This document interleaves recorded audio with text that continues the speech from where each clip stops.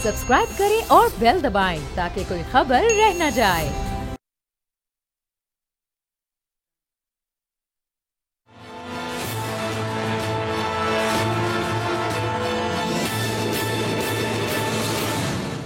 अस्सलाम वालेकुम, मैं हूं बाब जहांगीर। आप देख रहे हैं प्रोग्राम तजिया। आज का दिन हैपनिंग से भरपूर रहा। दिन का आगाज जब हुआ तो पेट्रोलियम मसनूआत की कीमतों में 40 रुपए की कमी हुई। एक बड़ा फायदा आवाम के लिए सामने आया। अब इसके असरात आवाम तक किस तरह पहुंचेंगे, इस पर हम आगे चलकर आज के प्रोग्राम में बात करेंगे। लेकिन जब दिन आगे बढ़ा तो हमने देखा कि फरूख हबीब पाकिस्तान तहरीक इंसाफ के साबिक रहनुमा काफ़ी अरसे से गायब थे, मंजर पर नजर नहीं आ रहे थे, उनको ढूंढा जा रहा था। वो आए, उन्होंने एक प्रेस कॉन्फ्रेंस की और उसमें उन्होंने ये बताया कि अब वो इस्तेहकाम पाकिस्तान पार्टी को ज्वाइन करने जा रहे हैं, बल्कि कर चुके हैं। और अब पाकिस्तान तहरीक इंसाफ उनके लिए साबिक हो चुकी है और वही तमाम तहफ़्फ़ुज़ात उनके थे जो कि इससे पहले हम उस्मान डार, सदाकत अब्बासी और दीगर रहनुमाओं की ज़बानी भी सुन चुके हैं। तो ये सिलसिला रहा और इस पर फिर एक बड़ा ही दिलचस्प बयान PTM के तर्जुमान हाफिज़ हमदुल्ला साहब का आया इस पूरी सूरत हाल से मुताल्लिक, जिसमें उन्होंने कहा कि चेयरमैन PTI के साथ डील होगी और वो वक्त अभी नहीं बता सकते, वक्त शायद उनको अभी नहीं पता, लेकिन ये डील होने जा रही है। अब कौन डील करेगा, किस बुनियाद पर करेगा, क्यों ये बात उनकी जानिब से की गई है। 2 रोज़ के बाद मियाँ नवाज शरीफ साहब की रिलीफ से मुतालिक भी एक दो दरखास्तें बल्कि दायर होने जा रही हैं, चूँकि जो 2 उन पर रेफरेंसेस थे, अब उसमें उन्हें कानूनी तौर पर रिलीफ चाहिए ताकि फिर उनकी वापसी हो और फिर वापस आकर वो पाकिस्तान की सियासत में हिस्सा ले सकें। तो अब हालात और मामलात किस तरफ जा रहे हैं, प्रोग्राम का आगाज़ करते हैं। मेहमानों को आप सकते हैं। महमूद मौलवी साहब कुछ ही देर में हमारे साथ मौजूद होंगे। रफीक रजवाना साहब नून लीग के सीनियर रहनुमा हमें ज्वाइन कर चुके हैं। हाफिज़ एहसान अहमद साहब माहिर कानून है, हमारे साथ मौजूद हैं। कामरान मुर्तज़ा साहब जमीयत उलमा इस्लाम के सीनियर रहनुमा भी हमें ज्वाइन कर चुके हैं। तो कामरान साहब, जरा गुफ्तगू का आगाज़ आपसे करते हैं, चूँकि हाफिज़ हमदुल्ला साहब ने जो बयान दिया है कि ये डील होने कोई जा रही है। इससे पहले हमने देखा था सेनेटर मुशाहिद साहब की तरफ से भी एक बयान आया था कि एक मदर ऑफ ऑल डील्स होगी। तो क्या मामलात आपको आगे नजर आ रहे हैं? हाफिज़ हमदुल्ला साहब ने ये कोई खबर दी है या अपना ख्याल जाहिर किया है, या ये पूरी इस वक्त सूरत हाल को देखते हुए ये उनका कोई तबसरा तज्जिया है? बेहतर बता सकते हैं कि वो जो उन्होंने स्टेटमेंट दी है वो इंफॉर्मेशन बेस्ड है या उनका तज्जिया था, मगर इस बात को तवातर से और तसलसल से मुख्तलिफ लोग करते आ रहे हैं और मुख्तलिफ कारणों से ये बातें आई हैं इस तरह की। और वैसे भी पाकिस्तान का माजी भी देखें तो इस तरह से मासवाए एक आध जो भुट्टो साहब को जो है ना वो मामला उन्होंने वो एग्जीक्यूशन हो गई उनकी। नॉर्मली जो है ना वो किसी न किसी हवाले से बाद में जो है वो कहीं ना कहीं पे सेटल हो जाता है मामला। तो अब अगर कोई डील की बात अगर किसी ने की है तो इसका मतलब है कि कहीं पे जो ना उन्होंने देखा है और ऐसी बात उनकी नॉलेज में आई है, या वो फिर असेस कर रहे हैं, असेस बेस्ड है, असेसमेंट बेस्ड है। मगर मेरे इल्म में कम से कम ऐसी डील अभी तक नहीं है जिसको इंफॉर्मेशन बेस्ड। मैं भी ये असेस करता हूँ, इस वजह से असेस करता हूँ कि बहुत सारे मामला जिनको मैं समझता हूँ स्पेशली 9 मई वाला मामला, ये इससे पहले किसी इंजाम तक बहुत आसानी से इसको पहुंचाया जा सकता था, मगर इसके बावजूद इसको किसी इंजाम तक नहीं पहुंचाया गया। तो जब नहीं पहुंचाया गया तो इसका मतलब शायद यही होगा कि अल्टीमेटली कहीं ना कहीं पे फिर इसको इस्तेमाल करके और फिर ये डील की वजह बनेगी, क्योंकि अगर इस्तेमाल हो जाता और उसका नतीजा कोई निकल आता इधर वे तो फिर कामरान साहब कह रहे हैं कि अब तक इसको किसी नतीजे पर पहुंच जाना चाहिए था। इससे मुराद ये ली जाए कि अब तक जो इससे मुतालिक जो केसेस हैं उनके फैसले हो जाने चाहिए थे। ज़ाहिर पाकिस्तान के अदालती निज़ाम में तो इतनी जल्दी फैसले नहीं हुआ करते, ये आपको भी अच्छी तरह इल्म है। तो अब क्या वक्त ज़रूरत से ज़्यादा लिया जा रहा है? देखिए, जिन फैसलों को इस निज़ाम के अंदर जल्दी करना होता है वो जल्दी भी हो जाते हैं, और जिन फैसलों को इस निज़ाम के अंदर कोई डिले करना होता है वो डिले भी हो जाते हैं।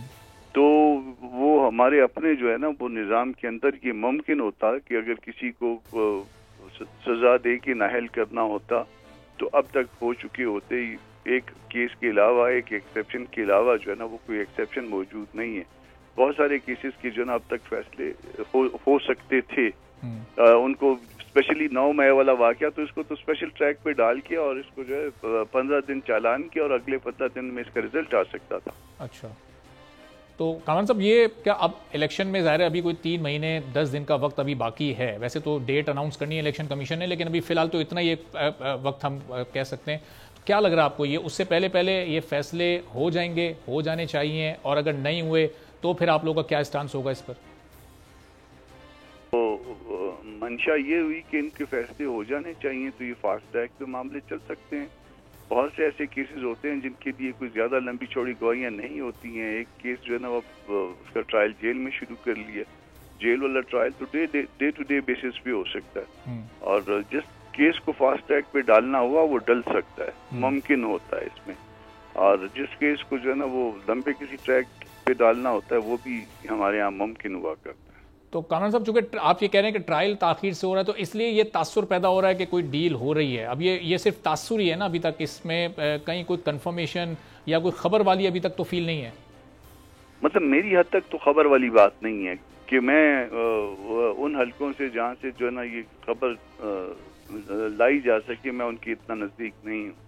باقی اگر کسی اور کے دوست کا کو یہ علم ہے یا وہ خبر لا سکتا ہے تو پھر بات ممکن بھی ہو سکتی ہے اس کی, مگر اس کی ذمہ داری وہ خود لے. ٹھیک ہے, کامران صاحب کہہ رہے ہیں کہ ظاہر یہ ٹرائل چیئرمین پی ٹی آئی کے خلاف اور واقعات پر اسپیشلی ذرا سلو ڈاؤن ہوئے ہیں, تو یہ حافظ احسان احمد صاحب بھی چونکہ ماہر قانون ہے, ذرا ان سے بھی ان کی رائے جانتے ہیں کہ وہ بھی کیا کامران صاحب سے متفق ہیں یا نہیں. محمود مولوی صاحب بھی اس دوران ہمیں جوائن کر چکے ہیں. تو حافظ احسان صاحب آپ بتائیے گا کہ یہ جس طرح سے گفتگو کر رہے ہیں کامران مرتضیٰ صاحب کے اب تک کچھ کیسز کے فیصلے ہو جانے چاہیے تھے, 15 دن میں چالان جمع ہوتا ہے, اسپیڈی ٹرائل ہو, تو اب تک یہ سزاؤں کا تعین ہو جانا چاہیے تھا.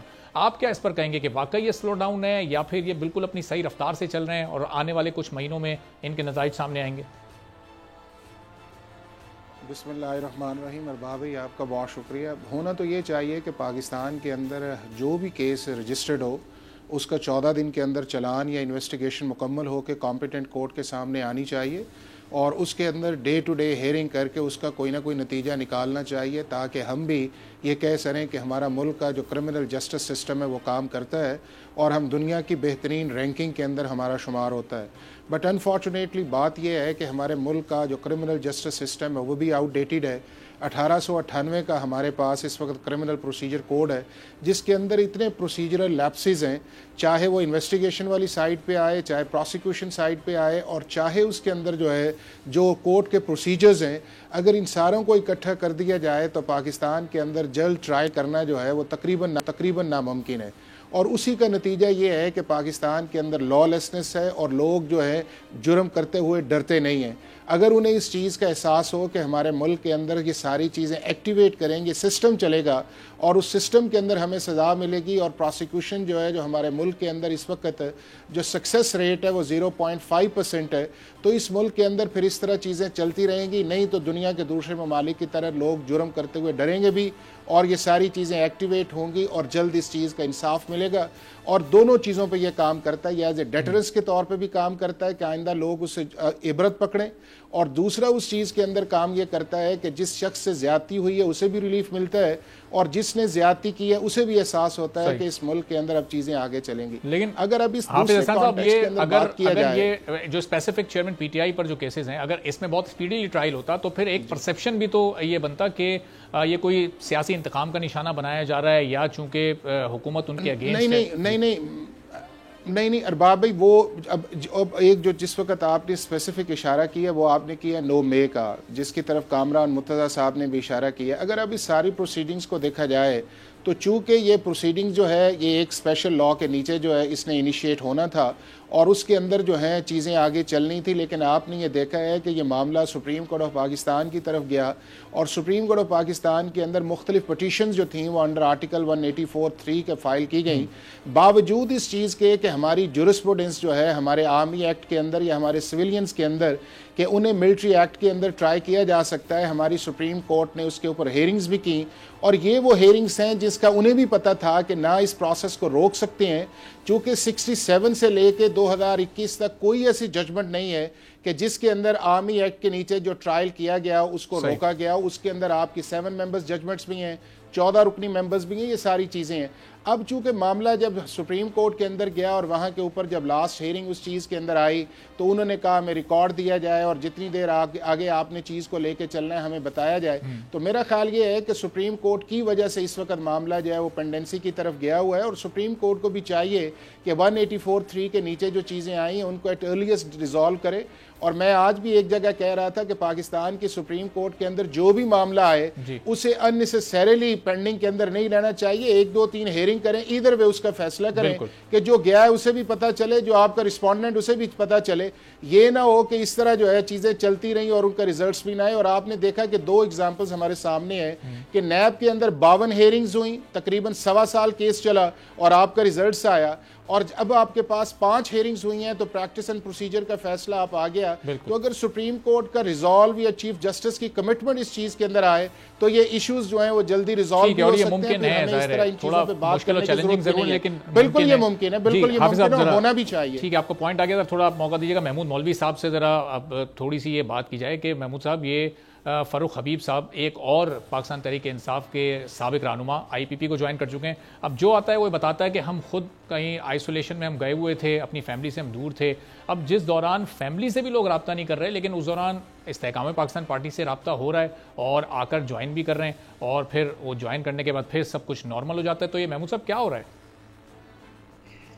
बिस्मिल्लाहिर्रहमानिर्रहीम। देखिए, एक चीज़ मैं बताऊं, बहुत से लोग जो आप बात कर रहे हैं कि जी वो ऑब्वियसली अपने फैमिली से, उसकी वजह देखें, ये जो है कुछ लोगों को ये खौफ था कि जी एस्टेब्लिशमेंट और या जो कानूनी इदारे हैं उनके पीछे होंगे, इसलिए वो बेसिकली थोड़ा सा अवॉइड कर रहे थे। कि उसकी वजह ये कि कुछ लोग पकड़े भी गए और जो कि 9 मई के वाक़े में थे, तो मेरे ख्याल से ये भी एक वजह हो सकती है। दूसरी वजह ये देखें, कोई भी आदमी को उसको हक है वो किसी भी पार्टी ज्वाइन करने का, और अगर उन्होंने अपने फ्री विल से ज्वाइन किया कोई, तो इसमें कोई खबात नहीं है। और वो तो कह रहे हैं कि हमें एक्टिव पॉलिटिक्स अभी करना है, तो मेरा कहना ये है कि उनको एक्टिव पॉलिटिक्स करने दे, और जहाँ तक अगर PTI में जिसको करना है तो वो PTI में करे। तो महमूद साहब, ये अब अगर इस्तेहकाम पाकिस्तान पार्टी में आकर कोई एक्टिव पॉलिटिक्स करना चाहता है तो उसके लिए मौके हैं और वो बड़ी आराम से कर भी रहा है। तो फिर अगर और इनकेस वो 9 मई के किसी वाक़ये में मतलूब या मुलव्विस था, तो फिर उसके खिलाफ कोई कार्रवाई कहीं होती है, हमें क्यों नज़र नहीं आती? अगर वो पाकिस्तान तहरीक इंसाफ में तब तो वो कार्रवाई हो रही है, तो वो एक पार्टी से दूसरी पार्टी में आने के बाद फिर ये थोड़ा सा रिलीफ क्यों मिल रहा है?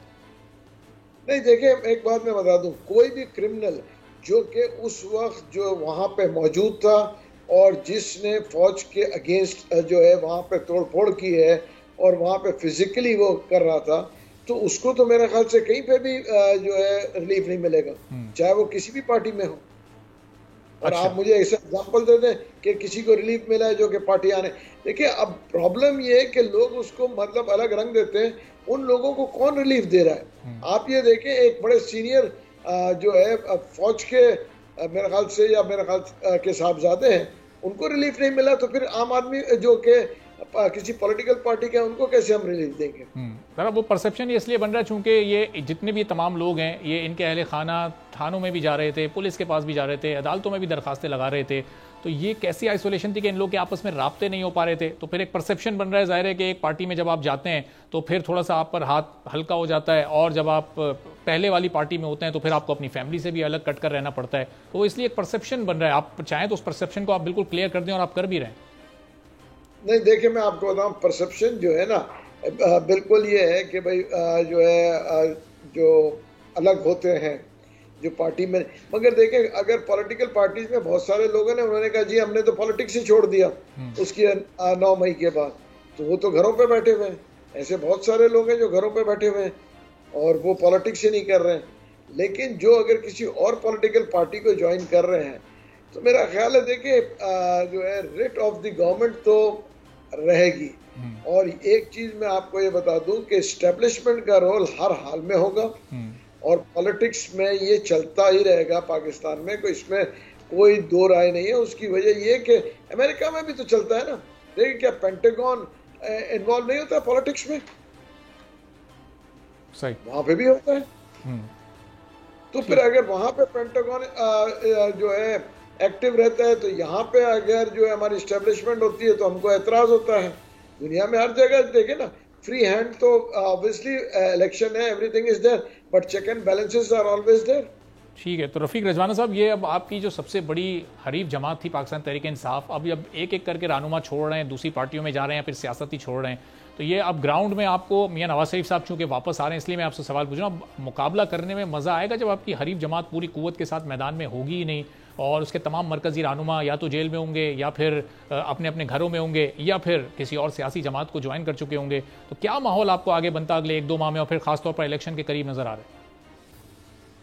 میرا خیال ہے کہ الیکشن میں ماحول بن جائے گا اور میری نظر میں ایک جمہوریت پسند کارکن ہوں اور قانون کا طالب علم ہوں. Every party should be given a chance and level playing field to participate in the election.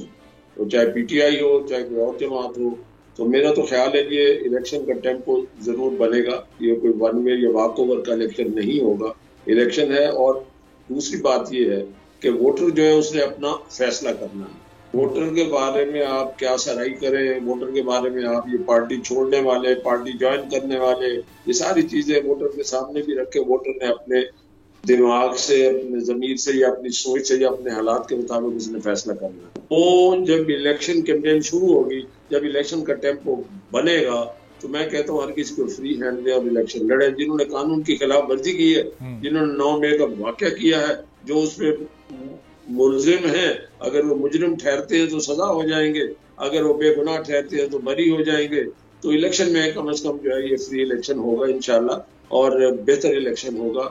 تو اس پہ میرا خیال ہے کسی کو انگلی نہیں اٹھانے کا موقع ملے گا, اور جو جماعت جیتے اس کو حکومت بنانے کا جو ہے نا. لیکن رفیق صاحب ابھی تو تمام ہی جماعتیں تقریباً آپ کی جماعت کے علاوہ باقی جماعتوں کو تو ریزرویشنز ہیں. مولانا صاحب کہہ رہے ہیں آگے بڑھا دیں, ٹائم سوٹیبل نہیں ہے. پیپلز پارٹی کہہ رہی ہے کہ لیول پلینگ فیلڈ نہیں مل رہی, مسلم لیگ نون کو فیسیلیٹیٹ کیا جا رہا ہے. پاکستان تحریک انصاف کے جو لوگ اس وقت آتے ہیں, جو نمائندگی ان کی کر رہے ہیں, جو ان کے ترجمان ہیں, وہ کہہ رہے ہیں ہمارے لیے بڑے مشکل حالات ہیں. تو ابھی کون سی سیاسی جماعتیں جو یہ سمجھ رہی ہے کہ آگے آزاد اور شفاف و منصفانہ الیکشن ہوں گے؟ لیکن لیول پلینگ فیلڈ مہیا کرنا جو ہے وہ الیکشن کمیشن آف پاکستان کا کام ہے. ابھی تو الیکشن کا پروسیس صرف ڈیلیمیٹیشن تک شروع ہوا ہے, جس کی اپیلیں ہوں گی, پہلے اعتراضات ہوں گے, اس کے بعد ان کے فیصلے ان کی اپیلیں ہوں گی. تو الیکشن کا پروسیس جو ہے وہ ہوگا جب الیکشن شیڈول اناؤنس ہو جائے گا, اور اس کے بعد جب نامینیشن پیپرز اور کینڈیڈیٹس کی فائنلائزیشن ہوگی, اور اس کے بعد الیکشن کمپین شروع ہوگی. اس وقت تو تبصرہ کیا جا سکتا ہے. ہمارے لیے کون سا ایزی ہینڈ ہے بتائیں؟ ہم خود ضمانتوں کی درخواست دینے کے لیے جا رہے ہیں, میاں صاحب تشریف لا رہے ہیں, وہ اپنے آپ کو پروٹیکٹ کرنے کے لیے he is going to approach the court. تو لیول پلینگ فیلڈ سب کے لیے برابر ہے. ایک یہ مطالبہ کرنا جیسے مولانا فضل الرحمان صاحب کہہ رہے ہیں کہ جی الیکشن کو آگے لے جایا جائے, ان کا اپنے ایک بات ہے, ان کی اپنی ایک سوچ ہے کہ ان کے علاقے میں برف باری ہوتی ہے, موسمی حالات ٹھیک نہیں ہوتے ہیں, تو ان علاقوں میں کم از کم جو الیکشن ہوگا تو اس وقت پورے ووٹر جو ہے اپنے پولنگ اسٹیشن پر نہیں جا سکیں گے, اور بلکہ ان دنوں میں برف باری کے دنوں میں مائگریٹ کر جاتے ہیں. ان کا ایک اپنا ورژن ہے. This is to be decided by the election commission of Pakistan. ہم تو اس لیول پلینگ فیلڈ میں ہمیں پلیئر کی حیثیت سے ہم فیلڈ ہوں گے, اور پلیئر کی حیثیت سے ہم گیم کھیلیں گے. باقی کسی چیز سے ہمارا تعلق نہیں ہے. لیکن رفیق صاحب اب وہ اعتراضات وہاں پر آتے ہیں, جس طرح پیپلز پارٹی اعتراض کر رہی ہے کہ میاں نواز شریف صاحب واپس آ رہے ہیں تو ان کو سرکاری پروٹوکول بھی دیا جا رہا ہے, جس طرح سے وہاں پر ان کو ہیتھرو ایئرپورٹ سے رخصت کیا گیا ہے. تو وہاں پاکستان کے ہائی کمیشن موجود تھے اور انہوں نے میاں صاحب کو باقاعدہ ریسیو کیا. اب وہ گورنمنٹ آف پاکستان کی نمائندگی کرتے ہیں وہاں پر, تو وہ کس کیپیسٹی میں انہوں نے ریسیو کیا اور وہ پروٹوکول دیا؟ بات یہ ہے کہ جو فارمر پرائم منسٹر ہوتے ہیں ان کو پروٹوکول دیا جاتا ہے as far as I know.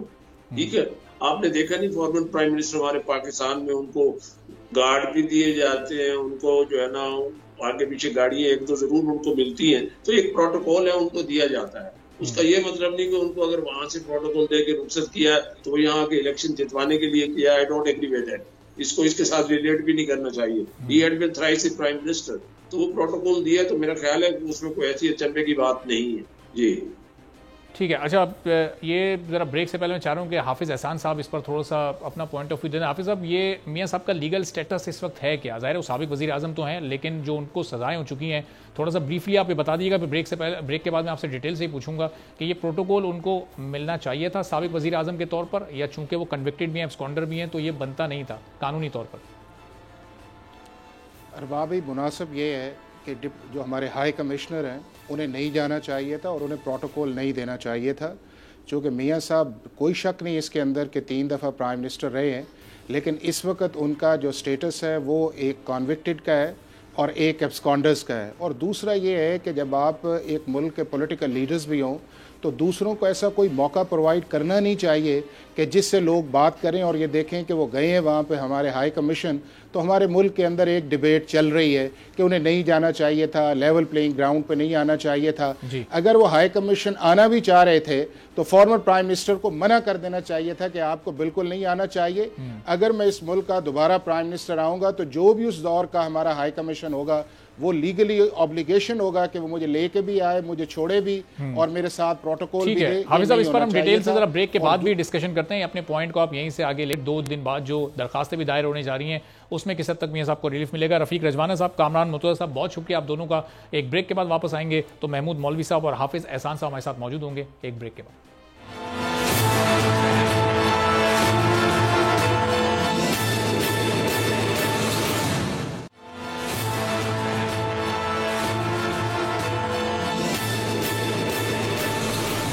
Programme میں ایک بار پھر آپ کو خوش آمدید کہیں گے. اب 2 روز بعد میاں نواز شریف کے لیے درخواستیں دائر کی جا رہی ہیں. اب ان کو قانونی طور پر ریلیف ملے گا یا نہیں ملے گا، یہ ایک بڑا سوال ہے. اور ظاہر پاکستان پیپلز پارٹی اس پر بڑے تحفظات کا اظہار کر رہی ہے کہ کیوں ان کو وہاں سے سرکاری پروٹوکول دیا گیا. اور اس کے بعد تاثر ایک ایسا مل رہا ہے کہ شاید جب یہ درخواستیں 2 روز بعد دائر ہوں گی تو وقتی طور پر ہی صحیح لیکن ریلیف ضرور میاں صاحب کو مل جائے گا. اب آپ کو یہ یاد دلا دیں کہ میاں نواز شریف صاحب کو جو 2 ریفرنسز میں سزائیں ہوئی ہیں، ایون فیلڈ اور العزیزیہ میں، تو ایک میں انہیں 10 سال قید اور 80 لاکھ پاؤنڈ ان پر جرمانہ ہے، جبکہ العزیزیہ ریفرنس میں احتساب عدالت نے نواز شریف کو 7 سال قید کی سزا سنائی تھی اور وہ 10 سال تک کسی بھی عوامی عہدے کے لیے نااہل تھے. تو حافظ احسان صاحب، بریک سے پہلے آپ اس پر ذرا بریفلی بات کر رہے تھے. اب تھوڑی سی ذرا اس پر ڈیٹیل سے آپ یہ بتائیے گا کہ 2 روز بعد جب یہ درخواستیں دائر ہوں گی تو یہ جو ریلیف میاں صاحب کو ملے گا وہ صرف منڈے تک کا ہوگا، یعنی پیر کو وہ عدالت میں پیش ہو جائیں، خود کو سرنڈر کر دیں، یا پھر اس سے بڑھ کر بھی کچھ ہو سکتا ہے؟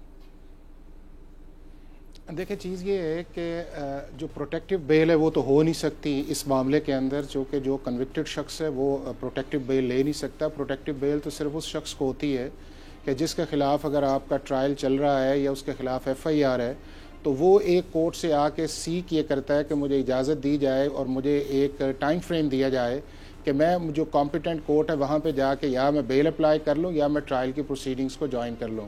اور یہ جو چیزیں ہیں یہ پاکستان کے اندر یا دنیا کے کسی بھی کرمنل جسٹس سسٹم کے اندر ایکسٹرا آرڈنری نہیں ہوتی.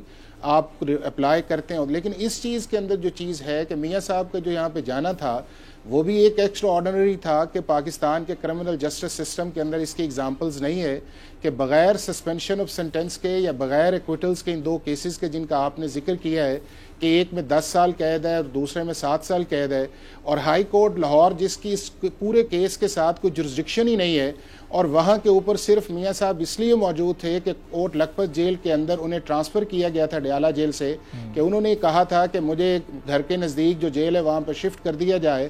تو اس بنیاد بنا کے جو ریلیف دیا گیا 4 ہفتے کا، اور اس کے بعد آپ نے دیکھا کہ رپورٹس بھی آئیں اور میاں صاحب نہیں آئے. اب جو مجھے لگ رہی ہے اسٹریٹجی جو وہ یہ ہے کہ شاید یہ پروٹیکٹیو بیل کی طرف نہیں جائیں گے، یہ صرف یہ کہیں گے کہ جی چونکہ وہ ویکنڈ پہ آ رہے ہیں اور سنڈے والا دن جو ہے وہ کورٹس لگیں گی نہیں، تو منڈے والے دن جو ہے وہ آ کے سرنڈر کر دیں گے. تو منڈے کی دن اگر ڈیٹ کورٹ دے دیتی ہے کہ جی ٹھیک ہے آپ آئیں اور منڈے والے دن آپ آ جائیں، تو یہ اس کو پولیٹیکلی یا لیگلی اس طرح اس چیز کو لے کے چلیں گے کہ شاید عدالت نے اس کو ریلیف دے دیا ہے اور میاں صاحب کو 2 دن اریسٹ نہیں کیا جا سکتا. لیکن بات یہ ہے کہ اریسٹ نہیں کیا جا سکتا 2 دن، لیکن اس دوران ان کی ایکٹیویٹیز کیا ایک عام شہری والی ہوں گی، یا اگر کوئی کنوکٹڈ ایبسکونڈر ہے تو اس کے لیے کچھ پابندیاں ہوتی ہیں کہ پھر وہ صرف اپنے گھر میں ہی رہے یا وہ پبلک سپیچ نہیں کر سکتا؟ اس میں بات یہ ہے کہ جو میں نے آپ کو ایک شاید اس لیگل اسٹریٹجی کی طرف اشارہ کیا ہے، لیکن اگر یہ کورٹس کے اندر 2 دن کے بعد فائل بھی ہوں گی تو یہ اپلیکیشن جو ہے نان مینٹینیبل کی بنیاد کے اوپر اسلام آباد ہائی کورٹ جو ہے انہیں ڈسمس کرے گا، چونکہ وہ کبھی بھی یہ نہیں کہے گا اسلام آباد ہائی کورٹ کہ جی ہم 2 دن کا ویٹ کریں گے اور میاں صاحب یہاں پہ آئیں. وہ وہی کہیں گے کہ جو ہی آتے ہیں اس متعلقہ عدالت کے اندر سرنڈر کریں، نہیں تو آپ کے ابسکانڈرز ہیں. اور یہ نیب کی رسپانسبلٹی ہے کہ اگر ابسکانڈرز وارنٹ کو ایگزیکیوٹ کروانا ہے تو یہ ان کی لیگلی ذمہ داری ہے. ٹھیک ہے. تو محمود مولوی صاحب، ظاہر ہے کہ میاں صاحب واپس آ رہے ہیں، پہلا جلسہ بھی وہ لاہور میں مینار پاکستان پر کریں گے. اب اس وقت آپ کی جو جماعت ہے وہ تو پنجاب سے اس نے آغاز کیا اور سب سے زیادہ اسٹرینتھ آپ کی وہیں پر ہے. آنے والے الیکشن میں آپ لوگوں نے بھی حصہ لینا ہے، تو اب میاں صاحب کو تو 4تھی بار وزیر اعظم کہا جا رہا ہے ان کی جماعت کی جانب سے. پوری کیمپین میاں صاحب کی واپسی سے متعلق کی جا رہی ہے کہ وہ آئیں گے اور پاکستان کے معاشی مسائل حل ہو جائیں گے. کس طرح ان کی واپسی کو آپ دیکھ رہے ہیں؟ کتنا سیاسی امپیکٹ کریٹ ہوگا؟ ان کی اپنی جماعت کو کتنا فائدہ ہوگا؟ دوسری جماعتوں کو اس کا کتنا نقصان ہو سکتا ہے؟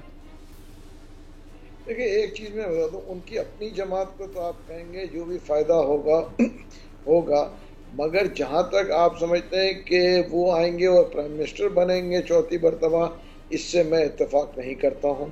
پہلی بات تو میں دعا گو ہوں. یہ ان کی جماعت کہہ رہی ہے، میں تو صرف ان کو کوٹ کر کے آپ کو بتا رہا ہوں. اچھا، میں ایک تو چلے ان کی جماعت کو بھی میں کہوں گا کہ میں تو نہیں دیکھ رہا ہوں ان کو چوتھی دفعہ پرائم منسٹر. اور دوسرا میں دعا گو ہوں کہ وہ جو ہے ٹائم کے اوپر پاکستان آ جائیں. اس کی وجہ یہ کہ 2 دن بعد جب یہ جمع کریں گے، اور میں قانون دان تو نہیں ہوں مگر جن لوگوں سے میری بات ہوئی ہے قانونی ماہروں سے، ان کا کہنا ہے کہ اس میں بیل ملنا تقریباً ہی ناممکن ہے. ٹھیک ہے نا؟ اور کورٹس جو ہے اپنے آپ کو ان کو بیل دے کے اس میں پارٹی بنانا نہیں چاہیں گی. تو ان کو جو میں دیکھ رہا ہوں کہ ان کو میرے خیال سے پروسیجر سے گزرنا پڑے گا، اور وہ پروسیجر سے گزرنے کے بعد ہی وہ آئیں گے.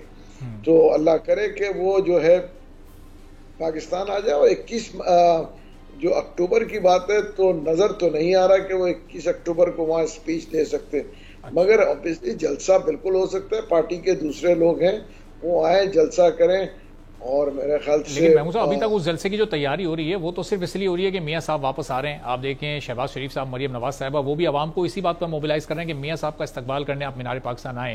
اب اگر ان کو ریلیف اب بظاہر آپ کو لگ رہا ہے کہ نہیں مل پائے گا، لیکن اگر اس صورتحال میں بھی ریلیف مل جاتا ہے تو پھر کیا آپ بھی پیپلز پارٹی یا دوسری جماعتوں کی طرح اس سے فیسیلیٹیشن سے یا پھر کسی نہ کسی چیز سے تعبیر کرنا چاہیں گے؟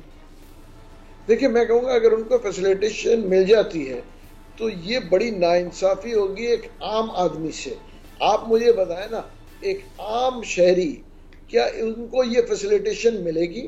اور میرے خیال سے پھر جو ہے کورٹس کو یہ فیصلہ کرنا پڑے گا کہ عام آدمی کو بھی یہی فیسیلیٹیشن دیں جو کہ وہ نواز شریف صاحب کو دے رہے ہیں. کیونکہ یہ تو نہیں ہو سکتا نا کہ کسی کے لیے کچھ قانون، کسی کے لیے کچھ. اب تو عوام بھی تھک گئی ہے، اور میرے خیال سے پاکستان کے لوگ بھی ان چیزوں کے اوپر کافی پریشان ہیں کہ انصاف جو ہے، باتیں ہم سب کرتے ہیں کہ جی انصاف کی بات کرتے ہیں، مگر انصاف کے تو 2 معیار کلیئر ہوتے جا رہے ہیں.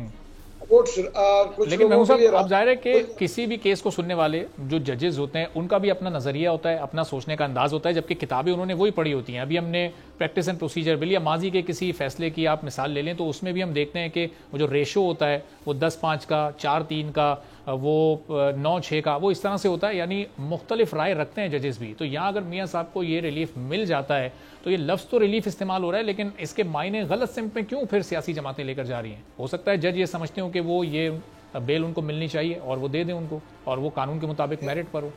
تو دیکھیں ہم تو اس کو نیگیٹو نہیں لے کے جائیں گے، مگر ہم یہ ضرور کہیں گے کہ پھر عام آدمی کو بھی اسی پروسیجر سے، اسی ریشو سے ریلیف ملنی چاہیے نا.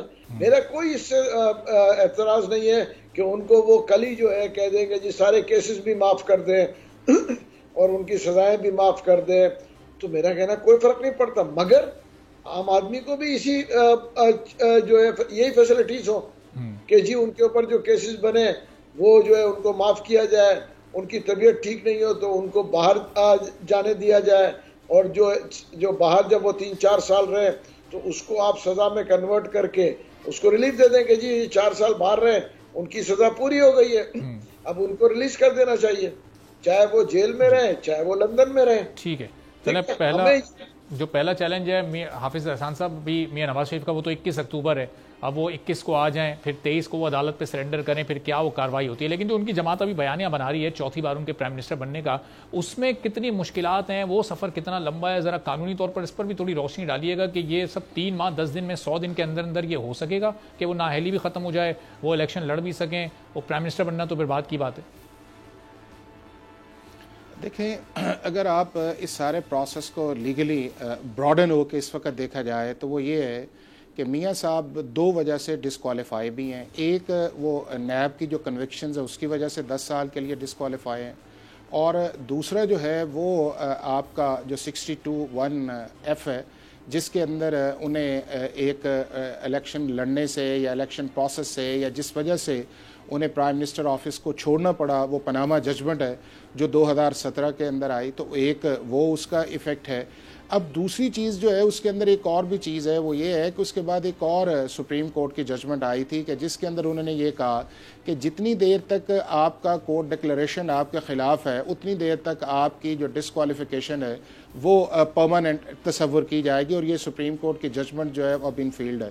اب اگر اس سارے پروسیس کے اندر دیکھا جائے تو سب سے پہلے تو یہ ہے کہ میاں صاحب کو ہائپوتھیٹیکلی اگر تصور کیا جائے کہ اس پروسیس کے اندر آنا ہے تو ان کی جو 2 کنوکشنز ہیں انہیں ایکویٹل کے اندر جانا پڑے گا، اور اگر اسلام آباد کا ہائی کورٹ جو ہے ان کی وہ اپلیکیشنز فکس ہی نہیں کرتا، چونکہ ہمارا جو ایک جرنل کرمنل پروسیجر کوڈ کے اندر بھی ہے کہ جو آپ کا ایبسکانشن ہے وہ آپ کے نارمل رائٹس کو بھی پروسیس کے اندر جو افیکٹ کرتی ہے، اور اگر اسلام آباد کا ہائی کورٹ ان کے کیسز کو لگاتا ہی نہیں ہے، اور اس دوران ہوتا یہ ہے کہ الیکشن کمیشن جس طرح الیکشن شیڈول کو اناؤنس کرنے جا رہی ہے دسمبر کے اندر اور جنوری کے اندر ہے، تو ایک بڑی مشکل پاسبلٹی ایک چیز۔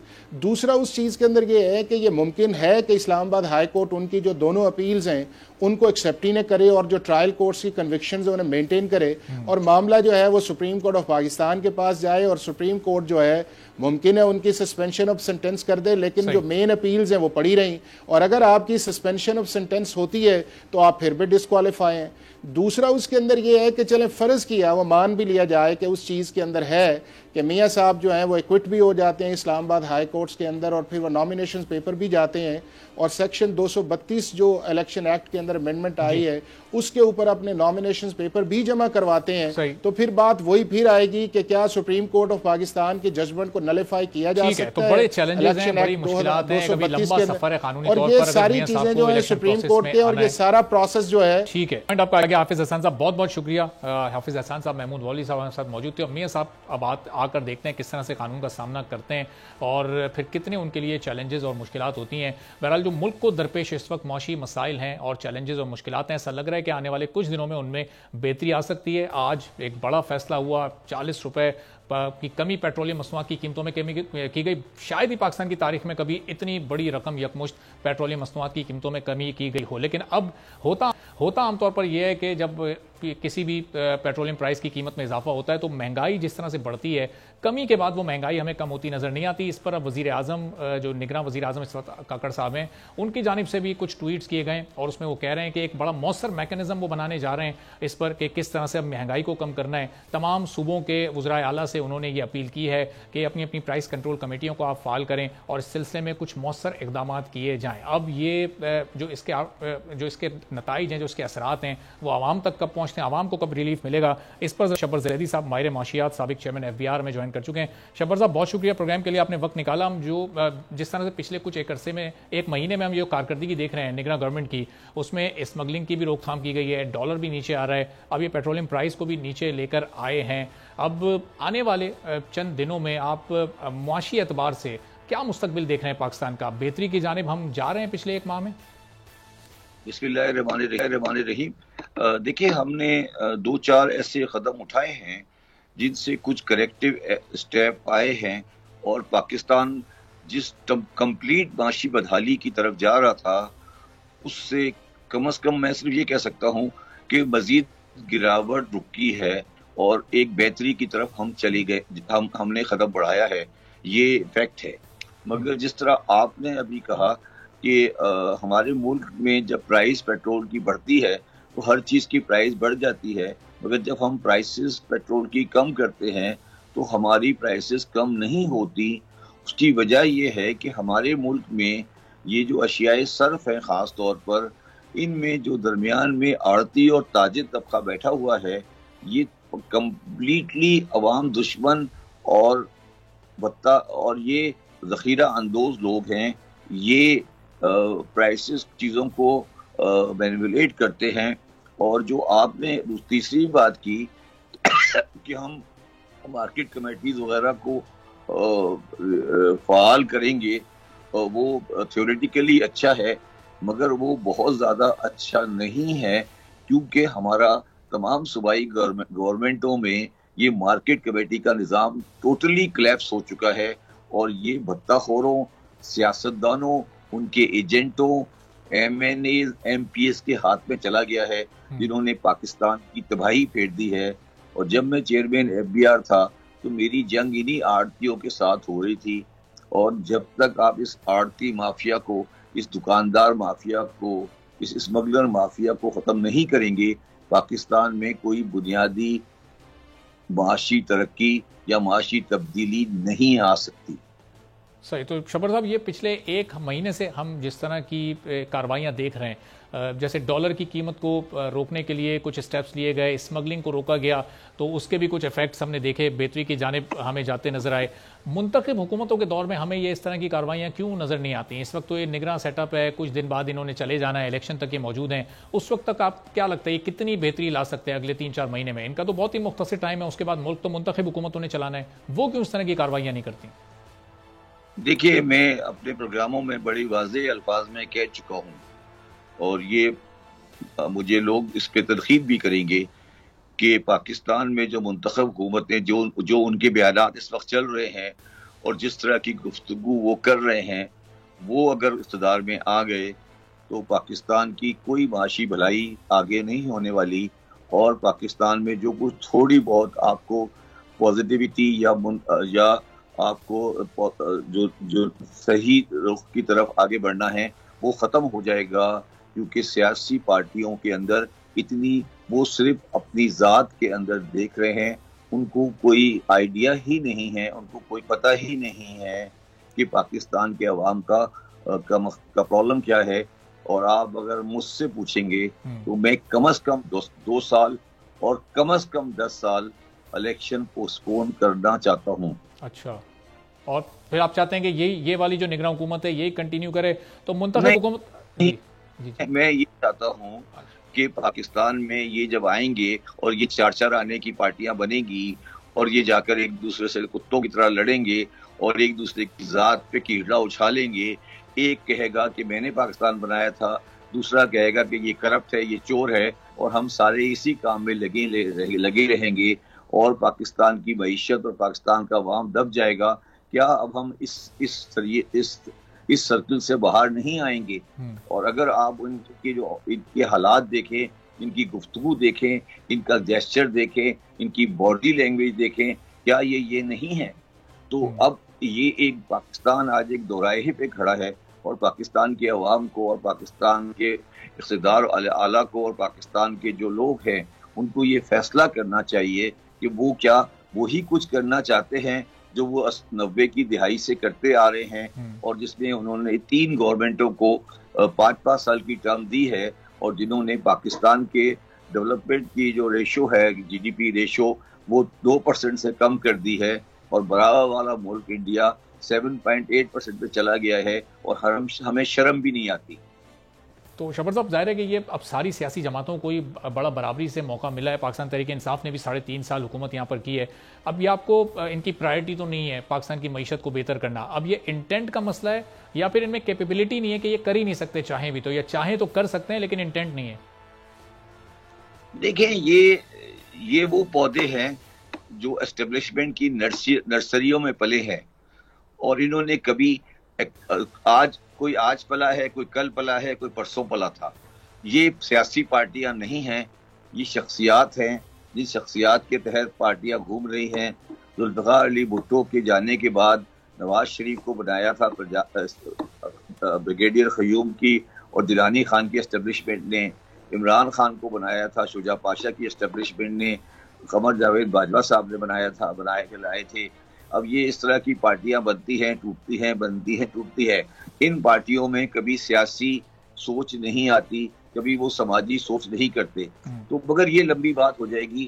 میں آپ کو صرف یہ کہنا چاہتا ہوں کہ سیاست کے لیے، ڈیموکریسی کے لیے کچھ بنیادی اقدار ہوتی ہیں، جن میں سے بنیادی اقدار ہوتی ہے student union, labour union, press club, آزاد میڈیا، آزاد بار کونسل اور آزاد لوکل باڈیز۔ آپ مجھے بتائیے کہ کیا کسی سیاسی پارٹی نے کبھی، جو میں نے آپ کو 4-5 چیزیں گرائی ہیں، کبھی ان کی بات کی ہے؟ نہیں۔ ایک پارٹی کہتی جاتی 3.5 سال تک یہی کہتی رہی کہ کرپشن ہے، ہم کرپٹ کو، چور کو پکڑیں گے، چور کو پکڑیں گے، چور کو پکڑیں گے۔ بالکل، لیکن دوسری پارٹی، ان کا عمل اس سے بہت دور تھا جو ان کا قول تھا۔ بہت بہت شکریہ شبر زیدی صاحب، ماہر معاشیات، سابق چیئرمین وجود تھے، کہہ رہے تھے کہ اگر پاکستان کی معاشی حالت کو سدھارنا ہے، کچھ ریفارمز لانے ہیں، تو 10 سال تک پاکستان میں الیکشن کو پوسٹ پون کرنا پڑے گا۔ آج کے پروگرام سے اجازت دیجیے، اللہ حافظ۔